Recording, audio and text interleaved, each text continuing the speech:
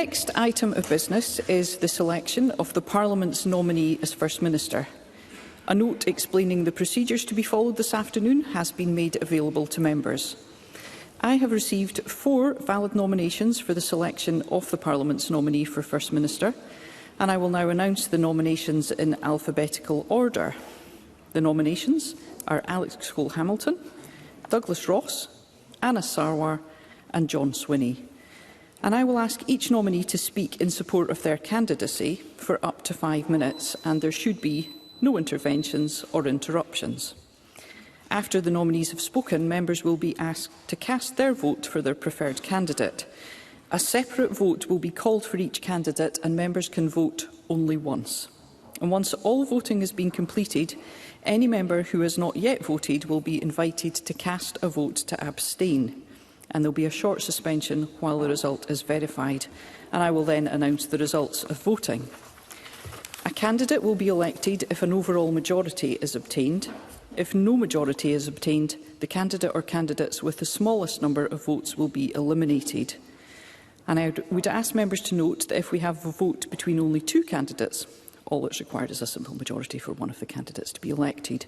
Members may wish to record an abstention, and no account of those votes will be taken in establishing whether a simple majority has been achieved.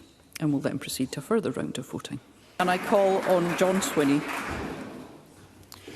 Presiding Officer, I am greatly honoured to be a nominee for First Minister of Scotland. This year is a year of anniversaries for our new democracy. It is 25 years, as colleagues have said, since the establishment of this Parliament, and it's 10 years since the referendum on Scottish independence.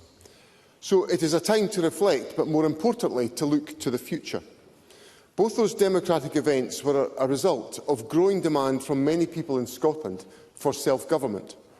The extent of that self-government journey is still a matter of debate, but we are all sitting here today because a sizable majority believe that in key aspects of Scottish life it is better for decisions about Scotland to be made here in Scotland.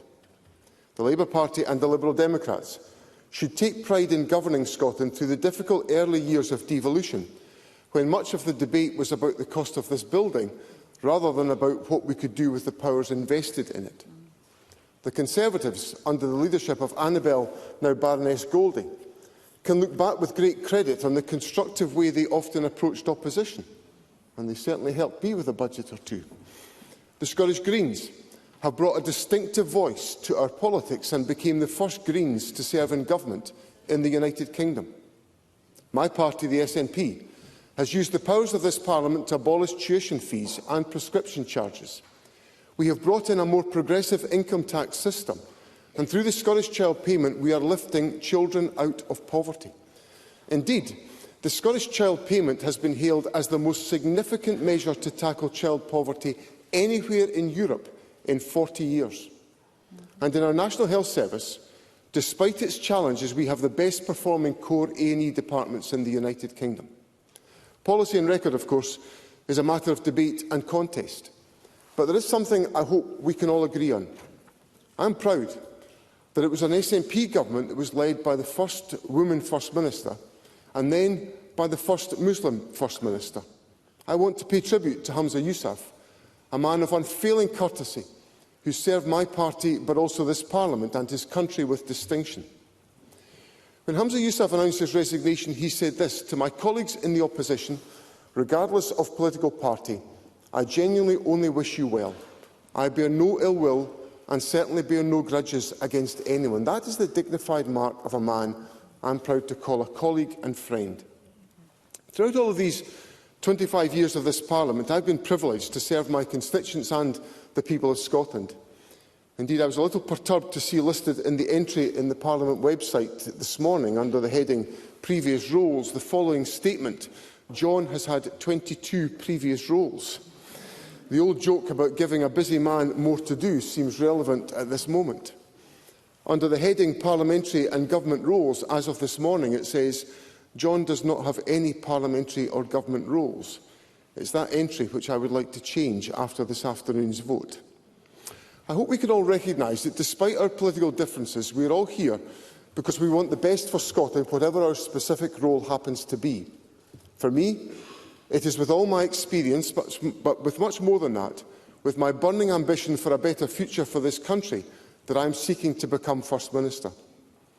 The idea of ambition brings me to the second of this year's anniversaries, the independence referendum of 2014. Both those who are against independence and those who are in favour deserve to be heard. Through dialogue, debate and deliberation, I believe it's possible to argue respectfully our different positions. For my part, I look at the years since 2014 and I see the impact of Brexit, the policy of UK austerity, the economic damage of the mini-budget, the fact that wages in the UK have stagnated, productivity is too low and inequality is far too high. I look at those independent countries that are comparable to Scotland, that are wealthier and more equal than the UK, and it reinforces my core belief that Scottish self-government is the right way forward for Scotland. Those of us who believe in independence do so because we believe it will equip this Parliament with the powers it needs to match the success of those comparable independent states. That, in turn, will mean more resources for our National Health Service and our public services, the opportunity to grow our economy free from a broken Westminster economic model, and the prospect of rejoining the European Union and escaping the damage of Brexit.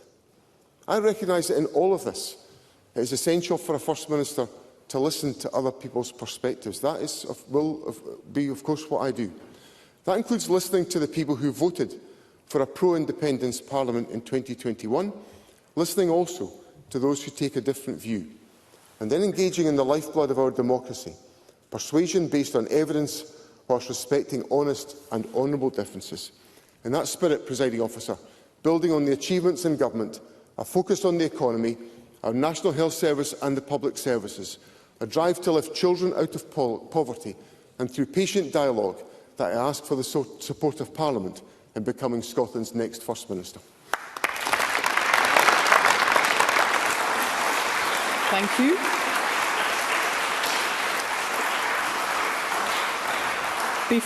Before we move on to the vote, there will be a short suspension.